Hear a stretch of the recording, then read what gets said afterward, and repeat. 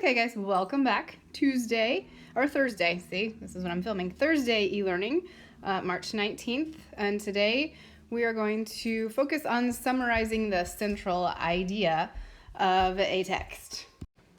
So some of you might ask what I mean by central idea. It is just the main idea of the text. So like the definition would be that the central idea is the idea that the author wants you to remember most.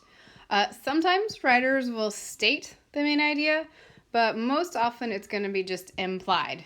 Kind of piggyback off of inference yesterday. You're going to have to read between the lines to figure out what the central idea is.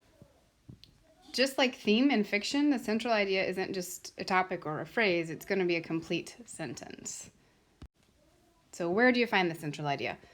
The central or main idea can be found in three places: in the beginning of the text, or maybe near the end of the text, or it's not stated, but you can guess it from all of the text that's there and make an inference as to what the author is trying to get you to remember. What is the lesson, maybe, that they're trying to get you to learn, or what is it they're trying to get you to understand?